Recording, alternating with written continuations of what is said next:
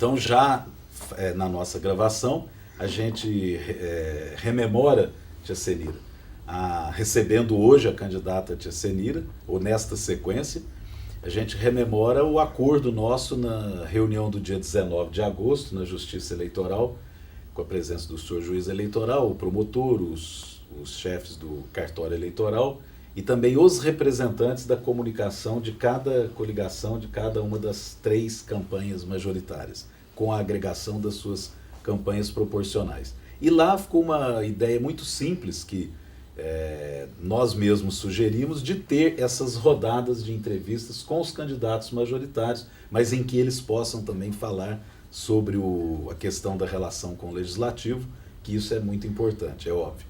E ficou um acordo de 15 minutos por entrevista. Ontem nós tivemos já uma primeira gravação com o candidato Fábio, e ao final foi preciso a gente conceder mais um minuto, né, Juliana? Então ficou um total de 16 minutos. Como foi primeiro entrevistado pela ordem do sorteio, então automaticamente ficam então 16 minutos hoje também para a Tia Senira e 16 minutos para a próxima gravação, que vai ser o candidato Renatinho Uribe. Outro aspecto é que a gente já nós enviamos para o nosso e-mail o comunicado para as comunicações das campanhas, mas eu repito aqui, a pauta também não é segredo, ela é a mesma pauta aberta antecipadamente ao público e também aos nossos candidatos. E nessa primeira rodada a gente vai falar sobre a organização dos poderes, né? A montagem da máquina governamental na prefeitura, as relações entre o executivo e o legislativo, e a gente já vai entrar também num aspecto da economia, a economia rural e a economia urbana, né? A gente tinha intenção também nessa primeira rodada de já abordar um segundo tema, saindo da economia e entrando um pouco no social, a questão da educação. Mas a educação vai ficar para a segunda rodada. E aí, outro detalhe que nós vamos comunicar também às campanhas, estamos falando aqui agora, a primeira vez, mas a gente vai comunicar a Justiça Eleitoral e os candidatos, é que nós vamos ampliar na segunda rodada de 15 minutos do acordo para 25 minutos. Porque eu acho que a campanha está em alto nível e os candidatos têm propostas para apresentar ao público. E político não fala pouco. Não né? fala. E o último detalhe é que a minha fala não é computada, né? Então pode ficar sossegada. Eu quero falar pouco, quem tem que falar é o candidato, a candidata, mas mesmo pouco, o que vale agora a gente está falando é só por causa dessa introdução. Mesmo as pequenas intervenções na sequência, elas não são computadas. E finalmente que nós temos a participação e ao mesmo tempo uma auditoria muito honrosa, que é dos universitários da UENG e que são estagiários aqui na TV. Então a gente tem, claro que nós já antigos na profissão temos obrigação de guardar a ética, o respeito e conservar as gravações para o momento que elas vão ao ar.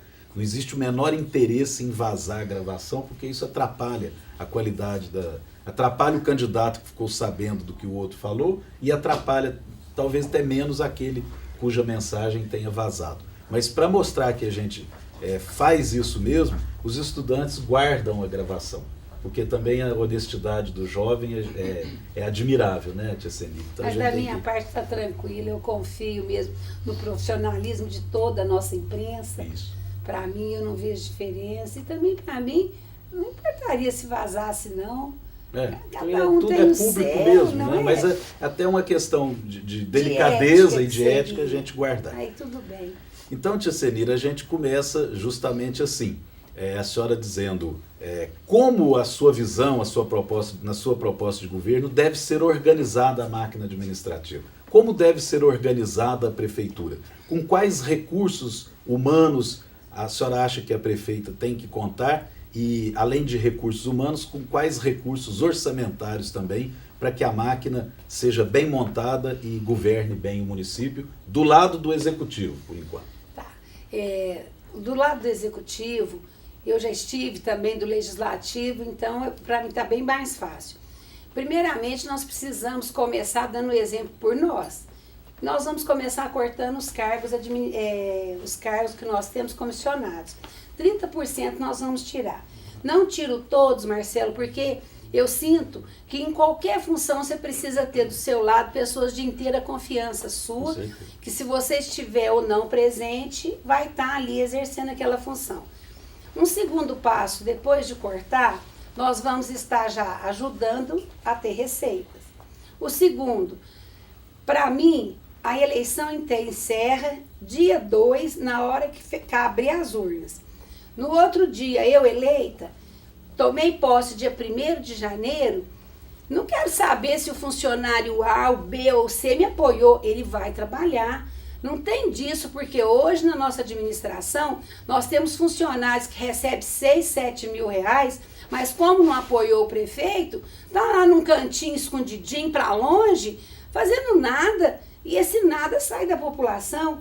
Não, ele vai sim pegar a função e exercer e trabalhar, e vai sentar do meu lado e vou tratá-lo de igual para igual e mostrar para ele a função. Com isso, nós já vamos ter uma economia muito grande, porque às vezes não, nós estamos deixando pessoas com experiência enfiado num cantinho porque não apoiou o prefeito.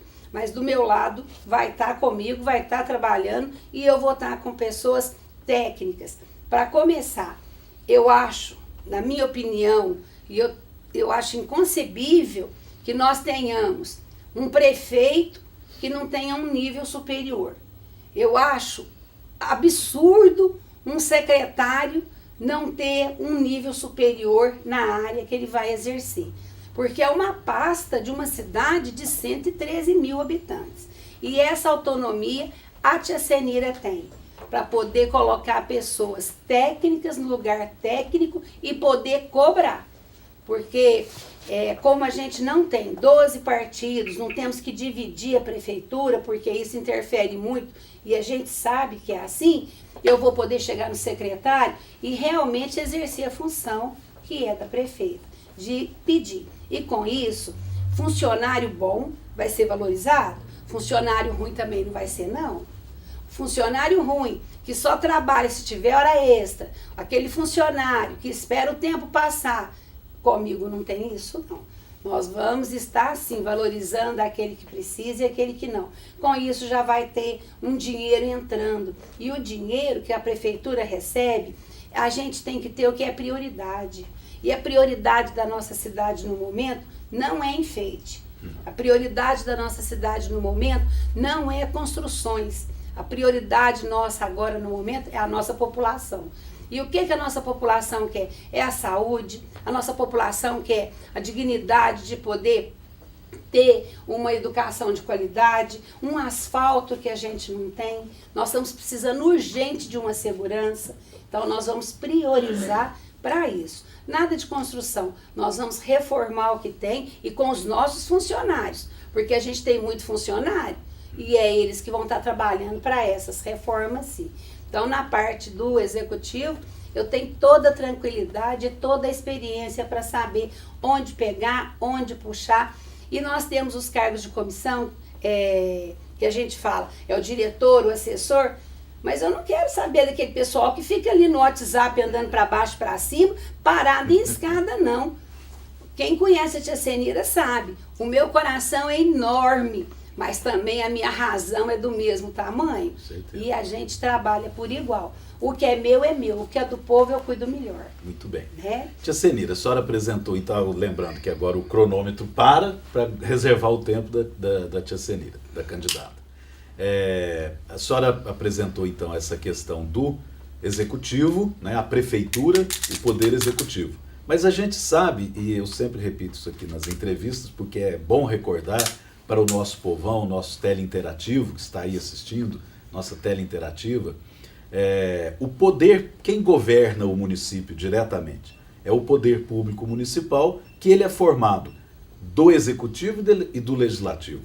Para governar Passos, nós precisamos da prefeitura e da Câmara, e assim é em cada município brasileiro, pela nossa organização constitucional dos poderes e também na lei orgânica de Passos, é óbvio, é uma decorrência. Então nós temos a prefeitura e a Câmara. Nós temos a prefeitura onde se exerce o poder executivo e a Câmara onde se exerce o poder legislativo.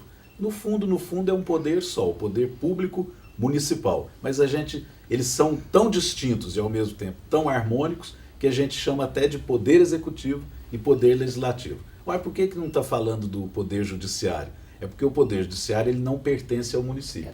Ele é do Estado ou da União. Então, quiçá um dia a gente evoluísse até para isso. Mas aí já é outra história. Valorizar mais o município, ter também alguma coisa do poder judiciário originado no próprio município, né? Mas isso é outra história.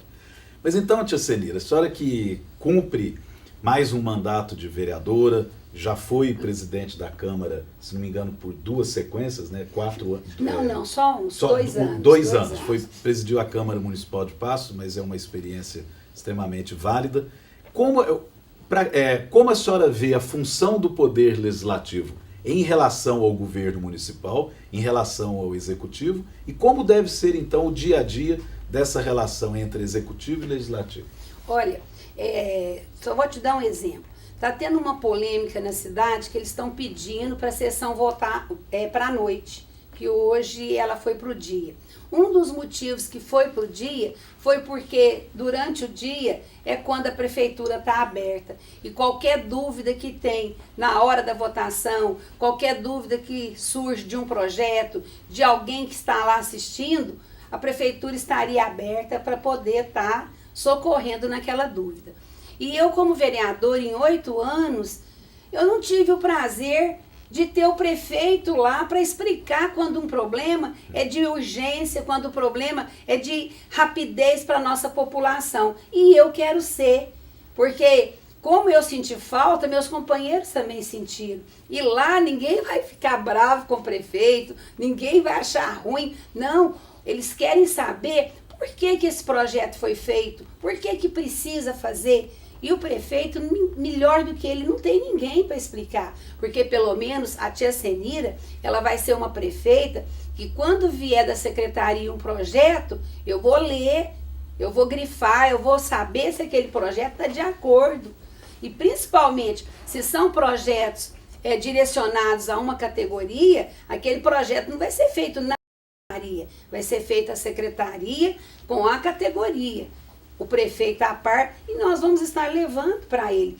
O que o vereador quer é isso, ele quer participar também do Poder Executivo, de forma que ele saiba o que está acontecendo. Não é chegar projeto, até um termo assim que alguns usam, de goela abaixo, que chega e tem que votar, porque senão a população perde. Então não é isso. O meu trabalho com o Executivo, dentro do Legislativo, vai ser de parceria, vai ser uma mão de dupla, uma mão dupla. Porque o vereador, ele tem capacidade de andar como eu andei, todo ponto da cidade. Você faz ofícios, requerimentos pedindo pela população, coisas assim que o prefeito não precisaria nem ir lá e já estaria solucionando uma grande dificuldade para aquela comunidade. Nem resposta a gente tem. Os meus não, os meus quem vão ler os ofícios que os vereadores mandarem para a prefeitura sou eu mesma. Eu já leio, toda semana eu vou continuar lendo e ver. E quando eu for fazer a obra, que eu for arrumar para aquele pedido do vereador, o vereador vai comigo, mas é quando for fazer. Eu quero que a população saiba que o vereador eleito por ela está trabalhando por ela. Mesmo que o vereador já esteja recebendo o seu subsídio, que ele precisa trabalhar, mas é bom, porque quando chega numa época igual nós estamos agora de eleição, muita gente fala, mas o que você fez? Você não fez nada? Fala para o outro, você não fez nada? No meu caso, não tive esse problema, porque só meu trabalho foi preciso 2 jornais, um de 8 páginas e o outro de mais 2, com o restante de proposta, para mostrar como vereadora. Então, mas tem vereador que eu sei que muito fez e não apareceu, porque não tinha essa parceria. Eu não tenho problema nenhum de dar valor a quem tem, porque o que é meu valor, ninguém tira. E a gente valoriza o trabalho. Então, essa parceria de estar na Câmara e eles na Prefeitura é aberto. Para mim, oposição, situação não existe. Eu fui oposição no meu primeiro mandato como vereadora. Foi tão tranquilo que eu tive o dobro da votação para o segundo, que eu fui já de situação. Projeto é projeto. Eu fui de situação e participei de uma CPI de hora extra e mandamos o projeto para ir para o Ministério Público. Quer dizer, a fiscalização do Legislativo ela é muito importante, mas se ela tem um contato também, o Legislativo com o Executivo, soluciona muito mais rápido. E tem mais, Marcelo, dos dois poderes, o mais forte é o Legislativo. Porque o Legislativo tira o prefeito e o prefeito não tira um vereador. Né? Então nós temos assim que valorizar mesmo o vereador, olhar o vereador e saber escolher com qualidade, para que ele também tenha condição de trabalhar com o prefeito. E por mim, eu não tenho um pingo assim de falar assim, um receio de falar e dar nome aos bois. Esse projeto não está saindo porque esse vereador está exigindo, esse vereador está fazendo politicagem, esse vereador não está olhando para a população. Como também vou valorizar aqueles que estão. Não tem dificuldade. Então, parou o tempo. Quantos minutos nós já temos? Deu meus 9 e 10. 9 e 10. Então tá bem controlado. Bom, o tempo está já, a tia Senir já usou 9 minutos e 10 segundos. Então, para quantas 16. Perguntas ainda faltam? Agora nós vamos entrar, tia Senir, na parte da economia. Então, a economia rural as partes que eu tinha que falar mais, eu fui falar. Urbana. Né? As outras eu tinha que falar. Mas ainda temos praticamente 6 minutos. Então, acho que 3 para rural e 3 para urbana. Tá. Como a próxima entrevista são 25 minutos, a gente está mudando, acrescentando mais tempo, alguma coisa que achar interessante, apesar de que na próxima nós ainda temos assuntos como educação, saúde, assistência social, coisa, cultura de um modo geral, é muita coisa, né? Mas enfim, então agora nós vamos entrar nessa outra parte e a Juliana daqui a pouco solta aí a marcação do tempo para a tia Senira. Lembrando que já estamos então com 9 minutos, faltando 7 minutos, não é isso? Para 16, falei errado, faltam 7 minutos. Tem mais um minutinho aí. Tia Senira, a questão da economia, a gente tem obviamente, se fosse fazer um tratado de economia, seria bastante... Aí tinha que pedir ajuda aos universitários, eu nem ia dar conta. Mas, de um modo geral, olhando assim uma primeira visão, a economia é uma só, mas a gente tem tanto a macroeconomia quanto a micro, é uma interação global, principalmente nessa época das comunicações altamente tecnológicas e instantâneas no mundo todo. Mas a gente pode dizer assim, no caso de Passos, vamos dividir em economia rural e economia urbana. Embora é só uma divisão pedagógica, porque as duas estão o tempo todo interagindo e intercruzando. Mas vamos começar com a economia rural, só por uma questão também cronológica, porque há mais de 200 anos essas terras do Senhor Bom Jesus dos Passos começaram a ser ocupadas pelos pioneiros a partir do campo, a partir da terra. Nem tanto pela mineração, embora se tenha buscado aqui, mas acabou achando mais, foi na Serra da Canastra mesmo, mas mais pela produção rural mesmo, pecuária de corte, os tropeiros que passavam com o gado, depois logo também a pecuária de leite, e a pecuária de leite traça uma linha importantíssima até hoje, que ela é uma das linhas mestras da nossa economia. E hoje nós temos também a diversidade aí dos grãos e outras aves, suinocultura, enfim, cresceu muito.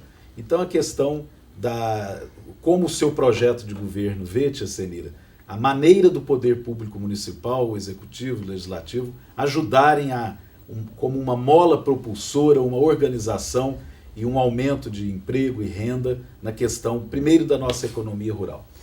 Em relação à economia rural, nós já fizemos um mapeamento de cada casinha da zona rural. Nós não vamos nos centrar somente nas grandes propriedades, não. Por que isso? Porque hoje o pessoal está vindo para a cidade. E para nós, isso daí, daqui uns dias, nós não vamos ter zona rural. Então, nós estamos trabalhando para incentivar o morador da zona rural. Alguns, que na quantidade é a minoria, têm um poder aquisitivo maior, que são os nossos fazendeiros, na sua maioria já mexe com o gado. Mas nós temos também aquele pequeno produtor que ele não tá tendo no momento onde colocar a sua mercadoria. E é essa valorização, porque o grande produtor, ele já tem o sindicato, ele já tem a Casmil, ele já tem os locais, porque ele já vai e já entrega o seu produto, já tem onde vender. Agora, o nosso pequeno produtor, ele não tem. E eles estão passando muita necessidade na zona rural. Nós vamos estar, sim, abrindo espaço para eles, onde hoje é o Mercadão, que ele foi reformado para ser economia solidária, e no nossa cidade não tem nenhum programa de economia solidária. Nós vamos olhar o quê? Até que se crie um artigo dentro da lei para que a gente possa trabalhar tanto com o nosso produtor rural, para ele expor e vender seu produto todos os dias, que seja já um ponto fixo para ele, como também o produto artesanal, mas das mulheres, o produto do artesanato feito ali. E para isso, Marcelo, nós vamos fazer parceria com o Sebrae, para que eles possam ir em cada região e olhar qual é o produto que eles têm, onde eles possam estar criando. Porque hoje a gente vê que de uma bananeira, eles fazem cestos, eles fazem peças que vendem até para fora. Então é questão da gente saber utilizar o que a gente tem. Para a zona rural, nós vamos ter um carinho muito especial para estar levando para os nossos jovens cursos lá, para que eles não queiram vir para a cidade. Nós precisamos dele. E é essa necessidade que nós temos dele é que nós vamos mostrar. Os grandes produtores, o que eles precisarem da prefeitura, eles vão poder contar. E o nosso secretário da SEAPA vai ser uma pessoa que realmente entenda, e eu já garanto para todos os que estiverem me ouvindo, que são produtores rurais, que não vai ser candidato a vereador. Foi o que todos pediram. Não deixa o nosso secretário da SEAPA, da Agricultura, porque a SEAPA é agricultura, né? É agricultura e pecuária. Que não seja um candidato a vereador. Porque, infelizmente, uns não conseguem diferenciar o cargo da função que eles querem. Então, nós vamos ter, sim, uma pessoa que tenha condição. E quando você fala em economia da zona rural, nós precisamos também falar da segurança da zona rural. E essa segurança da zona rural, nós já estamos tendo pessoas dentro da área para que possa estar nos ajudando. Essa é a economia rural. Na economia tem mais coisas também, mas eu estou tentando ver pelo tempo. Na economia, quando a gente fala da zona urbana, nós vamos começar pelos nossos empresários, nós vamos começar pelas nossas empresas, porque não adianta a gente abrir a porta para vir de fora e os nossos estarem cada vez mais afundando. Você no início deu um exemplo dos Estados Unidos que trouxe a pesquisa para cá. Nós trouxemos o Walmart para cá, trouxeram o Walmart para cá, e ele não trabalhou em nada com a nossa realidade, com a nossa cultura, com o nosso jeito de ser. Mas quando veio, foi aquela febre, vários comerciantes tiveram que mandar funcionário embora para tentar manter o preço. O que aconteceu? Ele foi embora. Não ficou aqui, mais, foi embora. Foi embora. Então, a nossa economia, ela é urbana, nós vamos começar pelos nossos, mas com o secretário da Indústria e Comércio, que realmente vá ao local, de preferência que ele tenha marketing, sabe? Que ele saiba ajudar aquele comerciante a criar a sua propaganda, a mostrar o seu produto, porque a hora que o comerciante estiver bem, quem ganha é a nossa população que está sem emprego, porque ele vai estar empregando. E ao mesmo tempo, Marcelo, nós vamos fazer uma parceria com o IFSul, sentar e conversar, para que ele dê emprego, para que ele